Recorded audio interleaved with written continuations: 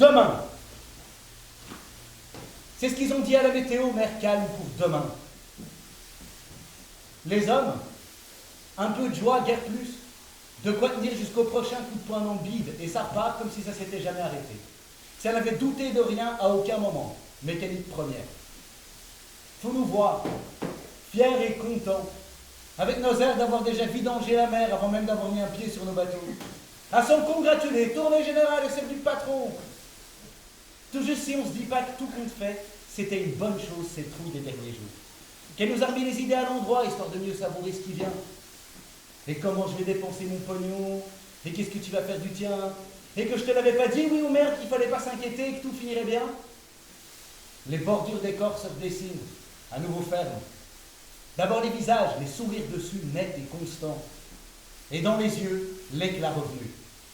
Demain, on y retourne, dès l'aube et pendant des semaines. Cap Radio, ici GS 8336. Ici GS 8336, hacké, prêt à partir. Over. GS 8336, ici Cap Radio. Avis de tempête levée, mer calme. Vous pouvez y aller. Over and out. 28 décembre.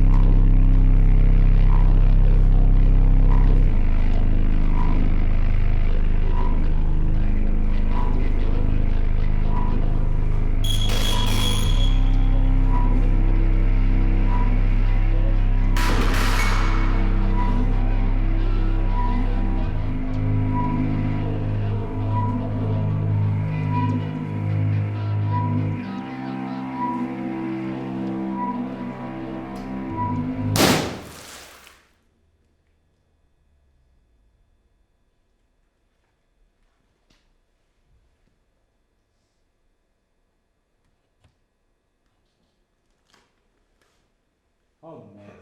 Merde. Putain. Merde. Ça a dû se produire il y a quelques jours pendant la tempête. Ils sont déjà verts. Gonflés au niveau du ventre surtout. Flottent sur le dos les bras ouverts. Des noirs. Le soir à la taverne, tout le monde parle du poisson. Comment il se comporte, son poids, sa taille. Nous aussi, les quêtes du bateau, on y va de nos anecdotes de la journée, mais dans nos yeux qui se croisent, un ordre inquiet. Ne pas parler des cadavres. Ne pas parler des cadavres. D'autant moins que les autres pêcheurs ne les mentionnent pas non plus dans leur conversation. À croire qu'on est les seuls pigeons à les avoir aperçus. Pourtant, cette façon de vider leurs verres les uns après les autres dans l'urgence, de les claquer sur le comptoir trop fort. Suivant, un autre, un double. Leurs paroles qui encombrent l'espace. Entre deux mots, impossible de couler autre chose qu'un rire gras et machinal. Pourtant, quelques silences parfois. Des échanges qui, sans raison, sont brièvement suspendus.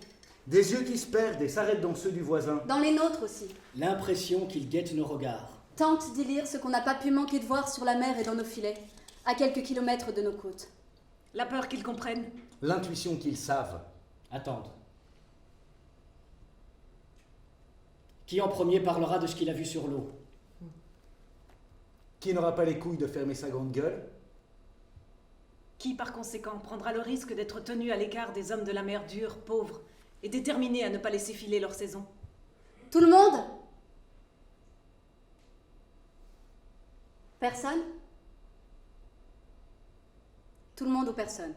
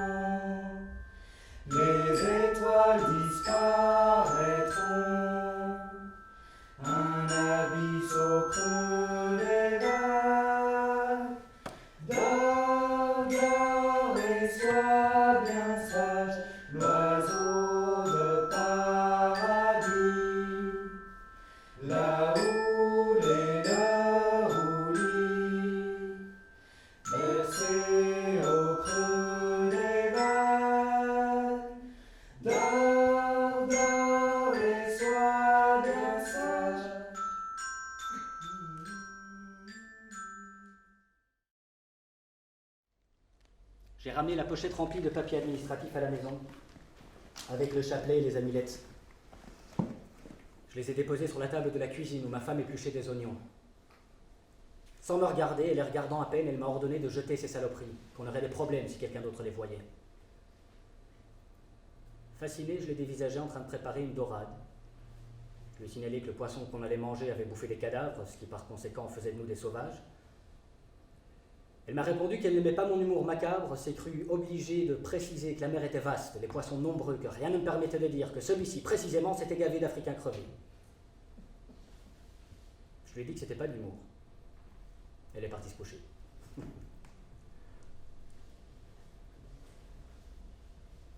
J'en ai profité pour faire des recherches sur Internet. Qui fouine trouve. Il suffisait de le vouloir, d'être curieux, d'avoir suffisamment peur pour savoir que 7 Somaliens échoués à une centaine de kilomètres de notre île affirment être les seuls rescapés d'un bateau rempli de clandestins qui a fait naufrage au cours d'une tempête. 300, 400, peut-être plus. Ils ignorent combien ils étaient exactement à bord. Mais aucun naufrage de ce genre ni de cette ampleur n'a été signalé dans les parages, alors personne ne les croit. Encore des parasites, prêts à tout pour faire chialer dans les chaumières et avoir leurs papiers. L'affaire en reste là.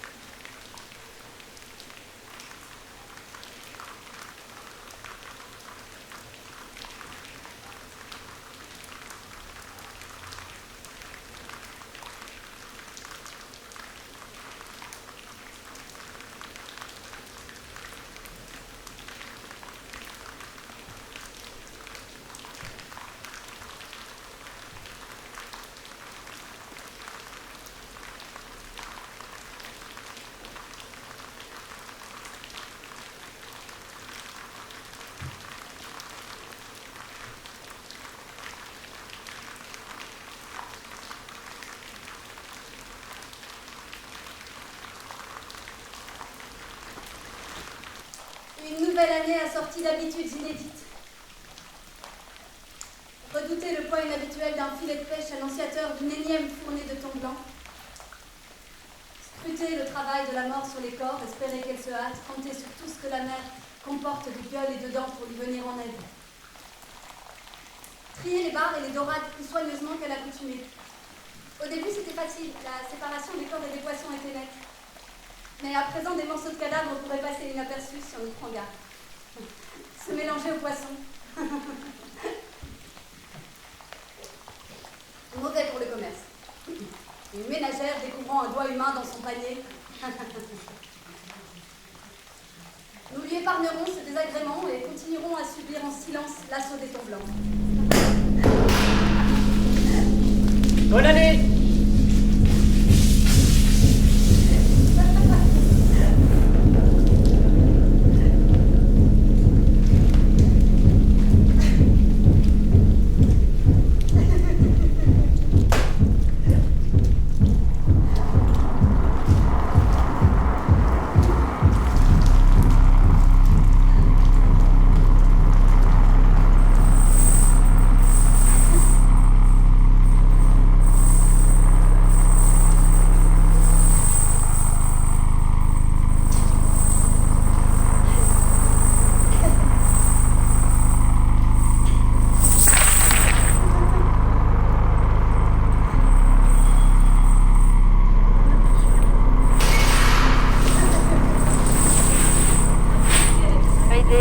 Mayday, captage radio, ici GS 8336, ici GS 8336.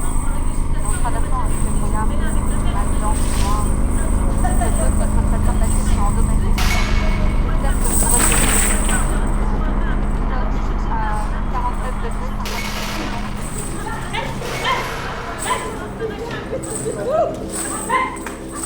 retirez à 49 degrés, 50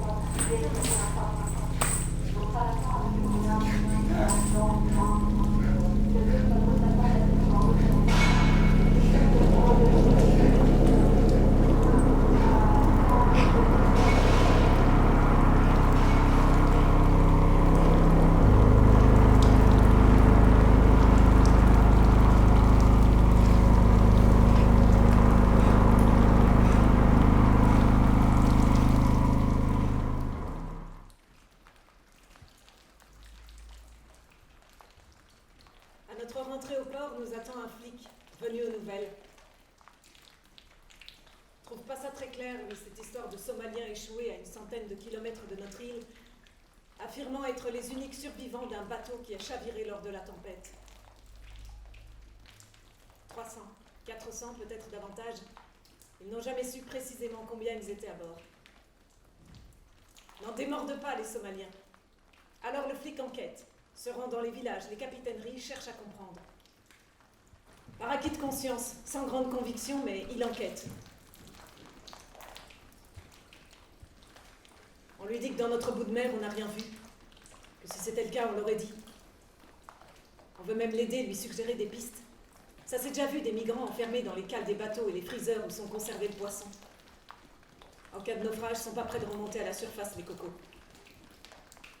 Le flic a estimé que c'était en effet pas à exclure, qu'il n'avait pas envisagé cette éventualité. Avant de partir, il a dit qu'on vivait dans un drôle de monde, où les bateaux ont droit à leur nécropole et les humains un congélateur à poissons pour caveau. 4 ans ont passé depuis la pêche des thons blancs. Leur prise a duré 5 semaines. Au bout de la 6e, une nouvelle tempête s'est levée et a dispersé les corps qui flottaient encore à la surface plus loin, à l'est. Au fil des mois, il nous est encore arrivé de retrouver des téléphones portables, des cartes d'identité, des lambeaux de vêtements, des chaussures de sport. Des mains aussi, des bras, une tête, des dents. Au fil des ans, et encore aujourd'hui, une mâchoire, des os. Les fleurs, la prière, la berceuse. On a continué au début pour la forme, et puis à quoi bon? On n'en parle pas entre nous. Seul est parfois évoqué au détour d'une soirée, à grand renfort d'alcool. Cette saison de pêche d'exception d'il y a 4 ans. À cette époque, j'avais recopié sur un bout de papier les numéros de téléphone qui étaient gravés sous les semelles des chaussures des noyés. J'en compose parfois un au hasard, raccroche aussitôt, n'ose pas parler. Pour dire quoi? Dans quelle langue? Entendre une respiration de l'autre côté de la mer? D'un père, d'une mère, un ami, un amour aux aguets qui ne sait pas, ne saura jamais que l'aimer n'est plus que phosphate de calcium au fond des eaux. Alors les morts restent avec les morts et les vivants entre eux. Quant aux poissons, ils appartiennent aux deux mondes. Au gré des courants, nagent entre les réfrigérateurs et les cages thoraciques, se poursuivent dans les orbites et les machines à laver usagées, finissent ensuite dans nos filets. Puis parfois en nous, où les thons blancs, malgré eux et à notre corps défendant, se creusent un tombeau.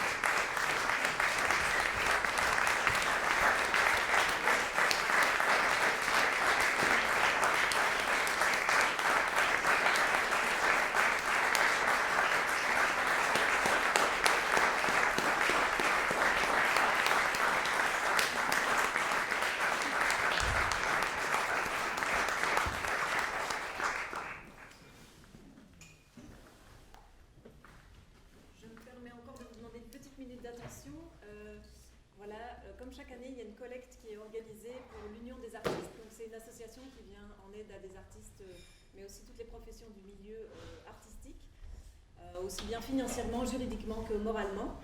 Voilà, elle est financée par des dons et cette année, une partie de la collecte est réservée à l'association Refugees Welcome. Voilà, une belle occasion aussi de continuer à remplir ce petit panier. Merci beaucoup. On joue jusqu'au 26 janvier, n'hésitez pas à en parler autour de vous. Merci beaucoup, bonne soirée.